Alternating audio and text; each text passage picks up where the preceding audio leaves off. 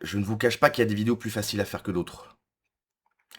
Quand je fais une vidéo, par exemple, sur Thomas Guénolé qui se met en spectacle, qui a un boulard énorme, qui raconte sa vie, bon, je prends du plaisir à faire cette vidéo parce que c'est rigolo, moi ça me fait rire, j'imagine que ça vous fait rire aussi, voilà. Et puis, il y a ce genre d'actualité qui est beaucoup plus compliqué à traiter. Vous avez un jeune de 17 ans, Louis, un Français, hein, qui pourrait être un petit frère, qui pourrait être un petit cousin, bref, quelqu'un de mon peuple en fait, c'est un Français. Un Français qui est tombé, encore une fois, euh, à cause de barbares. De barbares qui n'ont pas leur place chez nous. Ces barbares que Emmanuel Macron a fait venir par centaines de milliers chaque année, 400 000 nouveaux arrivants par an. Ces barbares qui sont soutenus bec et ongles par la France insoumise, hein, la France insoumise qui est un parti d'ordure, à un moment donné je pense qu'il faut dire des termes, c'est un parti d'ordure. La France insoumise qui s'est exprimée d'ailleurs quand il y a eu l'affaire Liana, qui ont pris position, qui ont manifesté, qui ont fait des tweets parce que l'homme, enfin l'homme, si on peut appeler ça un homme, aucun homme ne pourrait faire ça à une gamine, qui a commis ce genre d'horreur était un Français. Par contre, quand il y a eu Lola, pas un tweet, rien, pas un tweet. Quand il y a eu Philippine, rien, pas un tweet. Quand il y a eu Thomas, rien, pas un tweet. Et donc là, Louis, qui est tombé des mains de barbares, encore une fois, puisque c'est toujours la même chose en fait. C'est des Français qui tombent sous les coups de barbares qui n'ont à aucun moment leur place en France, qui n'ont jamais eu leur place en France.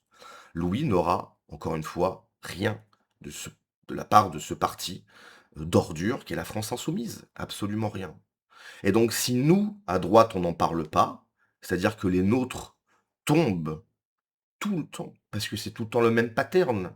Hein. C'est pas l'inverse. C'est pas un ado de 17 ans qui s'appelle, je sais pas moi, qui s'appelle Mohamed, et qui est tombé parce que t'as 5... Non, ça n'arrive jamais.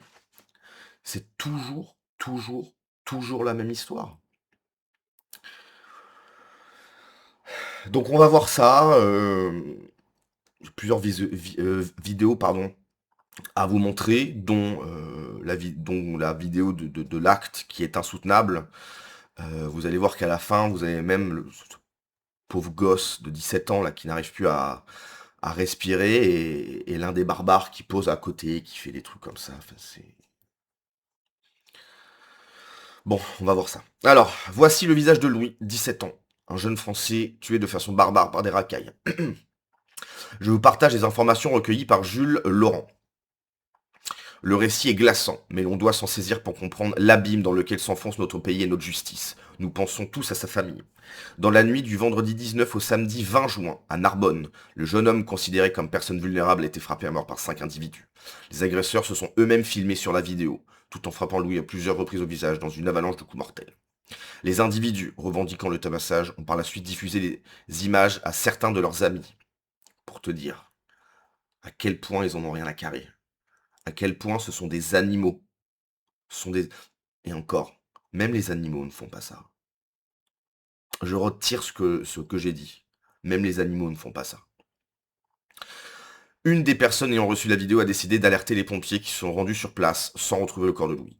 Ce sont finalement des ouvriers du chantier qui ont retrouvé Louis en état critique. Celui-ci a ensuite été transporté à l'hôpital dans le coma. Ce mardi 23 juin, en fin d'après-midi, Louis est décédé des suites de ses blessures. Dans les premiers éléments de l'enquête, cette agression pourrait être un guet-apens tendu au jeune homme. 5 auteurs présumés ont été identifiés et placés en garde à vue. À l'issue de leurs conditions réalisées dans le temps de la garde à vue, ils ont été déférés ce mardi 23 juin devant un juge d'instruction. Ils ont été mis en examen pour assassinat, puis placés en détention provisoire. Sur les 5 mises en cause, 3 sont mineurs. Tous ceux, je dis bien tous ceux en France qui sont contre la remigration sont des ennemis. Sont des traîtres, bien sûr, sont des ennemis. Tu es contre la remigration, tu es un ennemi. Tu participes donc, de façon indirecte peut-être, mais tu participes à ce que ceci se produise. Si nous, on, on prend le pouvoir, tout ça n'arrive plus. Puisque ce fameux pattern, hein, ce qui revient à chaque fois, ne sera plus là. Je répète, tous ceux qui sont contre la remigration sont des ennemis. Sont des ennemis du peuple français. Tout simplement. Le vrai peuple français, hein, je parle pas de. Je parle pas du peuple français, en fait, il n'y en a qu'un. Il y a nous, peuple français, et l'envahisseur. Tous ceux qui sont contre la remigration font copain-copain avec l'envahisseur. Ce sont donc des traîtres et des ennemis.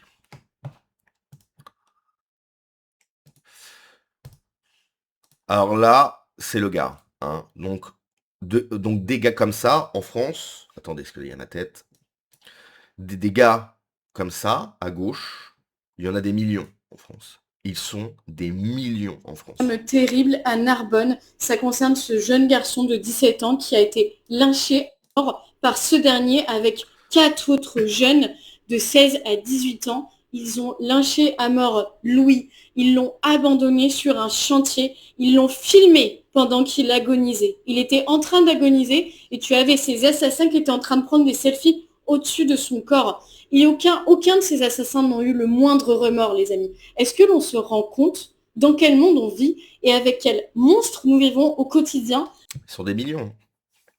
Ils sont des millions.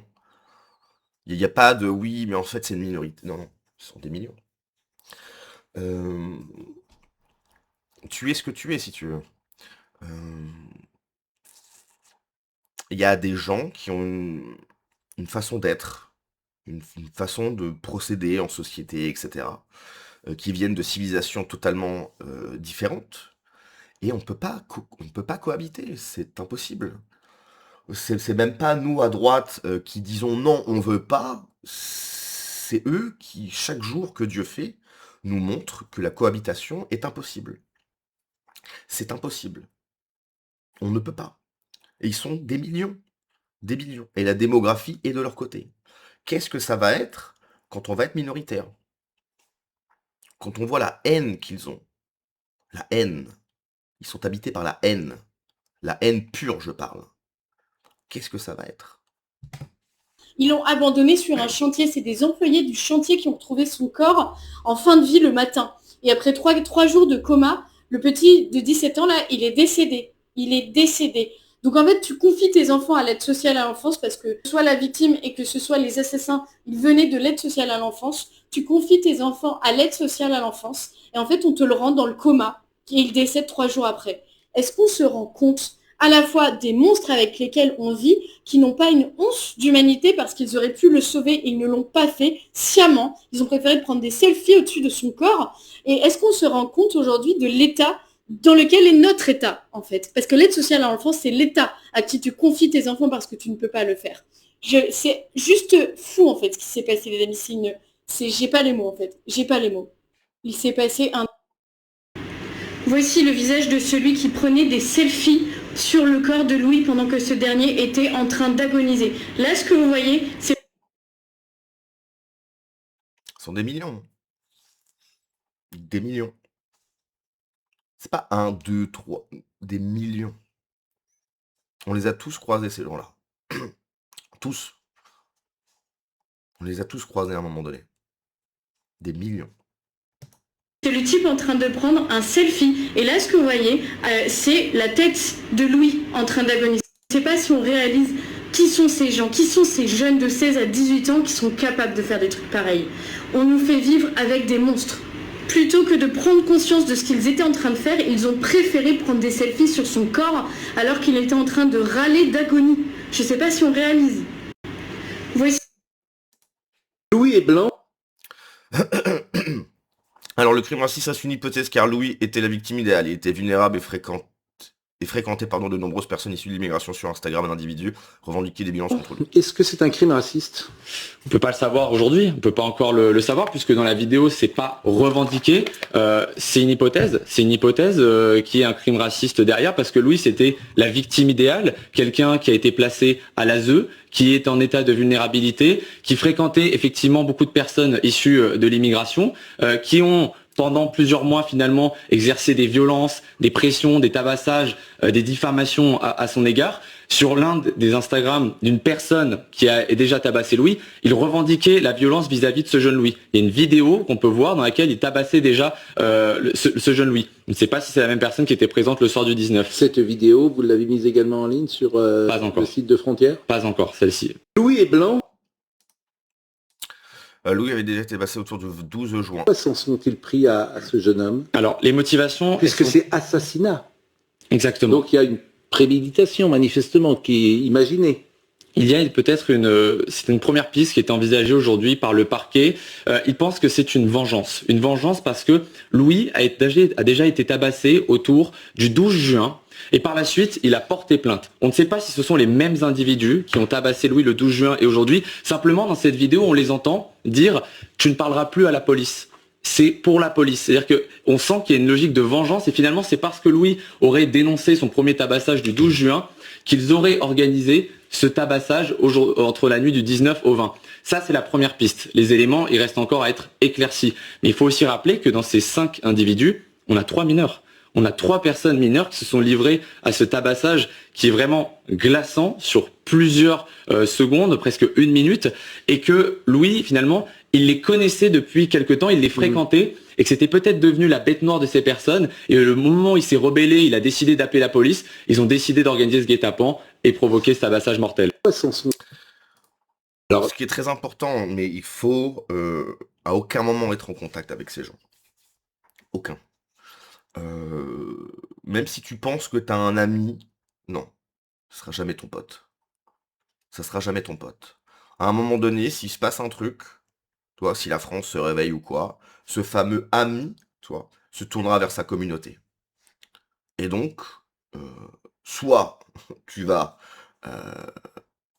avec l'ennemi, et à la limite, tu seras encore toléré, tu resteras un mécréant, mais tu seras encore un peu toléré, soit ce fameux ami, bah effectivement, il sera pas de ton côté, quoi. N'ayez rien, aucune connexion avec ces gens-là. Zéro. Aucune connexion. Malheureusement, pour le moment, ils sont encore sur le territoire français. Malheureusement. Donc pour le moment, aucune connexion. Rien. Tu vas pas dans un commerce, tu t'en tiens le plus loin possible. Il n'y a aucune confiance possible à avoir. Tu t'en tiens le plus loin possible. Jusqu'à ce que, j'espère, ces gens qui n'ont rien à faire en France repartent. Dites-nous les circonstances. Ça, je crois qu'on l'a vu aussi. Bon, on va lire ça. La barbarie a un visage, celui du multiculturalisme. C'est totalement vrai. La vidéo est insoutenable. On y voit Louis, 17 ans, forcé de souche, seul face à 5 agresseurs sur un chantier à Narbonne.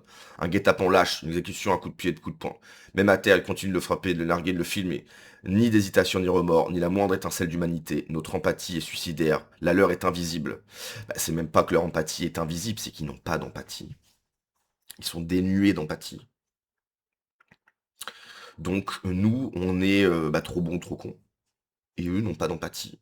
Ils profitent de notre gentillesse. Notre gentillesse est une faiblesse.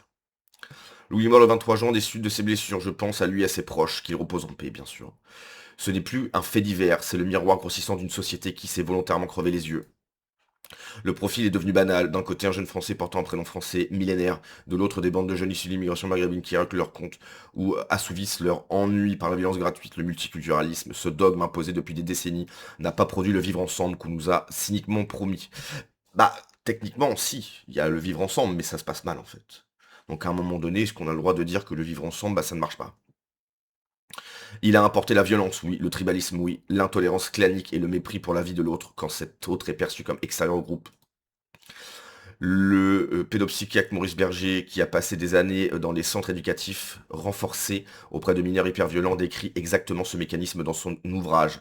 Il constate que la grande majorité des jeunes qu'il y a eu en charge sont issus de l'immigration originaire du Maghreb. Ce n'est pas une question de pauvreté ou de ghetto, c'est une question de structure familiale clanique, de code de groupe qui prime sur la loi commune d'absence d'empathie fondamentale, bien sûr. Ces adolescents ne voient souvent pas l'autre comme un être humain doté d'une intériorité, mais comme un objet, une cible, une occasion de décharger une tension ou de marquer un territoire. Berger cite l'un d'eux. après avoir mis un homme dans le coma pour un mauvais regard. Interrogé sur ce que penserait la mère de la victime, il répond que elle serait triste un moment, puis il faut passer à autre chose. Pas de culpabilité, pas de représentation de la souffrance d'autrui. La violence comme jeu sommaire, littéral, sans imagination, ni détour symbolique.